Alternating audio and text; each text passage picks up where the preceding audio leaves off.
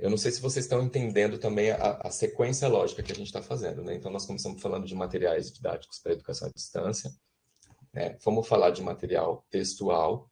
Dentro do material textual, nós vamos falar da questão gráfica, né? Dos elementos que são visíveis graficamente dentro daquele material. Só que esses elementos, eles também estão inseridos numa coisa maior do que eles, né? Que é da análise do discurso. Né? Então, a gente vai começar pensando assim, né? Então, o que é análise do discurso? O termo, ele é complexo porque análise do discurso é uma expressão polissêmica. Né? E todas as palavras polissêmicas, elas são complexas, né? Então, ela é polissêmica porque a análise do discurso é reconhecida como uma área do saber, ela é reconhecida como uma disciplina dentro de outra área do saber, ela é reconhecida como processo metodológico dentro de uma disciplina, dentro de uma área do saber. Então, tipo, quando a gente fala a palavra análise do discurso, é como falar a palavra história. Né? História é uma disciplina, história é a passagem do tempo, história é um conceito, enfim, né? São palavras que carregam em si a lógica da polissemia e que podem nos confundir. Mais dito isso, a gente então vai começar analisando a questão pelo núcleo duro da ciência linguística. Né? Então, dentro do núcleo duro da ciência linguística, enquanto área do saber, a gente vai ver que ela abarca as questões relacionadas à fonética, as questões relacionadas à fonologia, as questões relacionadas à sintaxe, à morfologia, à lexicologia e à semântica. Né? Então, a gente tem que pensar, afinal, o que a gente vai tratar por discurso. O que é discurso dentro né, depois a gente vai ter que fazer a análise do discurso. Né? Então, o que é discurso? Discurso para fins de estudos em análise do discurso, ele tem a sua conceituação relacionada a pelo menos 4 dimensões da linguagem. Então, a gente vai reconhecer discurso dentro desse espaço, né? A gente vai pensar em discurso e vai pensar a linguagem como elemento que constitui o discurso. E essa linguagem ela vai ser vista como sistema, ela vai ser vista como conhecimento, ela vai ser vista como comportamento e ela também pode ser vista como arte. Então, vamos falar um pouquinho de cada um deles, né? Então, a linguagem como sistema, ela engloba os elementos que acabam integrando aquele núcleo duro que eu acabei de falar, né? Então, para a análise do discurso, quando você vai fazer a avaliação, a análise da linguagem como sistema, a gente vai privilegiar o estudo de textos com foco naquilo que a gente verifica como vocabulário, como sintaxe, como semântica. Dentro dessa estrutura, a gente inclui, então, a questão da coesão e a questão da estrutura retórica. E a gente também vai avaliar qual é a função ou quais são as funções das várias partes que esse texto tem e também o texto como todo. Então, é a forma de desmembrar a textualidade seguindo uma lógica sistêmica, né? Então, do tipo, quais são os elementos que a linguagem possui dentro, sobretudo, na questão de sintaxe e semântica. Né? Já na linguagem como conhecimento, isso diz respeito aos processos cognitivos que estão envolvidos na produção, na compreensão e no processamento dos textos. Dentro dessa esfera, a linguagem ela acaba sendo vista como um fenômeno mental, né? E como uma forma de cognição mesmo, de como a gente usa a linguagem como elemento cognitivo, como a linguagem constitui o meu pensamento. Aí depois a gente vai ter a questão da linguagem como comportamento, né? E aí, nesse aspecto, a gente acaba se referindo ao uso da linguagem como uma atividade semiótica de interação e de ação social. Se eu não disse isso antes, né, mas eu creio que eu já deva ter explicado em algum momento, né, semiótica é a parte, né, do saber que estuda a noção de signos, né? E, então, signo como sendo o melhor elemento da linguagem dotado de significado. E é por conta disso que a gente diz que as pessoas, elas sempre fazem alguma coisa com a linguagem e com o discurso, né? Então, a gente sempre tem que interpretar e explicar a língua a partir da interligação que as pessoas têm com as práticas, com os propósitos e com as estruturas sociais.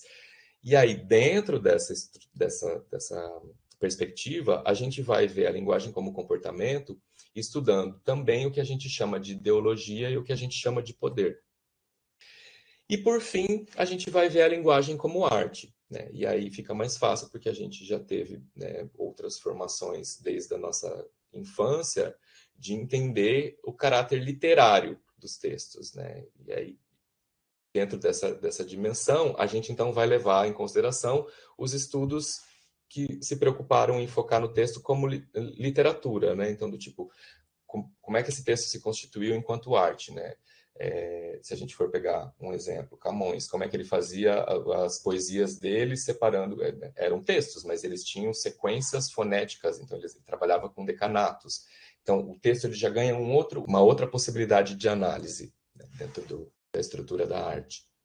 Para a questão da análise do discurso, a gente tem que levar em consideração que os estudos linguísticos eles se diferenciam entre estudos que a gente chama de entre paradigmas que são chamados de formalista e paradigmas que são chamados de funcionalistas. Para o paradigma formalista, e aí os nossos dois principais expoentes é o Saussure e o Chomsky, né? O Saussure é considerado o pai da semiótica, e então ele está analisando por uma perspectiva extremamente estrutural. O texto é um elemento estrutural. E aí, para o formalismo, a língua ela é separada das condições de produção. Sobretudo os formalistas que seguem Saussure, eles distinguem a linguagem, que eles dizem ser a faculdade que permite o indivíduo a comunicação verbal, da noção de língua, que eles dizem ser um sistema autônomo. E também da noção de fala, que é a execução individual da língua. Eles acabam elegendo a língua como objeto de estudo da linguística, e não a linguagem. Então, essa é a principal diferença. Para quem vai se aproximar da análise do discurso, a gente sabe que a visão formalista acaba sendo problemática, porque já que ela não analisa a linguagem e ela analisa a língua com estruturas que são pertencentes à língua, ela não é válida para quem vai depois desenvolver a análise do discurso e a análise crítica do discurso. Então, a gente chega na concepção funcionalista de linguagem, né? E essa visão, ela se distingue, né, a funcionalista se distingue da formalista, sobretudo porque ela focaliza na língua em uso. Então, nessa visão, as características externas à linguagem, elas influenciam o uso da língua. Então, por exemplo, isso implica dizer que se a gente considerar as diferentes formas de comunicar uma mesma ideia, a forma utilizada por uma pessoa falante ou a forma utilizada por uma pessoa que escreve vai depender de funções que não são inerentes ao sistema linguístico. Então, essa concepção, ela se apoia sobretudo nas questões sociais da língua. Então, aí tem a diferença, por isso que se fala os paradigmas, né? Para o formalista, a forma é mais importante. Para funcionalista, o contexto mais amplo tem mais importância do que a forma em si. Então, é claro que a análise do discurso acaba se apoiando na vertente funcional da linguagem. E aí, se a gente for ver no processo evolutivo, lá nas décadas de 60 e de 70, várias áreas do conhecimento, e aí entre elas a gente pode falar linguística, antropologia, sociologia, filosofia, psicologia, todas elas começaram a se aproximar dos estudos da linguagem. Mais precisamente na relação entre o uso da linguagem e o momento social, né? O momento social, o momento político, o momento histórico onde aquele uso estava se dando. E é aí que surge, nessa efervescência de diferentes áreas do saber, né? Tentando ver como é que a linguagem podia ser apropriada pela própria área em si, é que se dá o nascimento da análise do discurso, né? E aí, neste período, né, aqueles primeiros estudiosos, eles procuravam entender o processo de construção dos sentidos nas situações reais do uso de linguagem. Então, de maneira mais precisa, a tarefa que os analistas do discurso, né, aqueles primeiros analistas do discurso tinham, era investigar as formas pelas quais o contexto social e as crenças influenciavam o uso da linguagem, ou vice-versa. Ao mesmo tempo, a linguagem produzia o conhecimento externo a ela, mas também era produzida pelo conhecimento que era externo a ela. Então, para a gente fazer de uma maneira efetiva a análise do discurso, alguns princípios a gente deve respeitar, né, que a gente vai chamar de princípios básicos. Mas quais são esses princípios? Então, o primeiro deles é que a gente só faz análise do discurso de textos reais. Os analistas do discurso, eles investigam textos que ocorreram em situações reais de uso da linguagem e da comunicação. Por exemplo, eu posso fazer análise do discurso de texto literário, mas eu vou ter que levar em consideração o espaço e o contexto onde ele foi produzido, e não ele exclusivamente enquanto elemento literário. Né? Eu não posso fazer a análise do discurso de um elemento literário deslocando ele do período e do contexto histórico onde ele está. O segundo princípio básico é que deve ser feita a análise do contexto. Né? Então, os discursos eles vão ser analisados como a parte que é constitutiva do contexto local, do contexto global, do contexto social ou do contexto cultural. Né? Eles precisam estar inseridos dentro de uma noção social. E aí, por fim, né, o terceiro princípio básico, que é a análise do discurso como prática social, a gente tem que levar em consideração que o discurso ele vai ser entendido como uma prática coletiva e não como uma prática individual. Eu nunca produzo um texto, ainda que ele seja individual, ele nunca vai estar deslocado do espaço coletivo onde eu estiver inserido na produção desse texto. A partir das primeiras pesquisas dessa área do conhecimento, a gente também começou a conseguir separar as abordagens que os autores tinham em relação aos discursos como abordagens críticas e como abordagens não críticas do discurso. Então, vamos começar pela noção de não crítica. Né? Então, nos estudos não críticos, o que estava sendo levado em consideração era a descrição das práticas discursivas e a identificação da influência do uso da linguagem, da comunicação e da interação no contexto. Já nas abordagens críticas, né, e aí a gente tem o primeiro grande rompimento de análise do discurso, a gente vê que na análise do discurso de linha francesa, que foi desenvolvida por Péchet em 82, trabalhava de uma maneira distinta da linguística crítica. Então, os pesquisadores críticos, né, ainda que eles agissem de maneiras separadas, todos os teóricos críticos, todos os analistas críticos do discurso, eles estavam interessados em discutir as relações entre linguagem e sociedade, buscando identificar, a partir do uso da linguagem, quais eram as relações de poder, as noções de controle e as noções de ideologia que estavam inseridas dentro desse discurso. E mais tarde, né, seguindo a linha de desenvolvimento dos estudos da linguística crítica, aí surge então a análise crítica do discurso, que é chamada de ACD. Né? Então aí ela se torna uma nova vertente, que é uma das mais importantes hoje em dia. Os principais representantes da análise crítica do discurso, então, vão ser o Verclaux e a Wodak. E esses autores, eles viam o discurso como uma parte inerente da sociedade que era capaz de criar ou de reforçar identidades. Era capaz de criar ou reforçar formas de relacionamento. Era capaz de criar ou reforçar conhecimentos, crenças.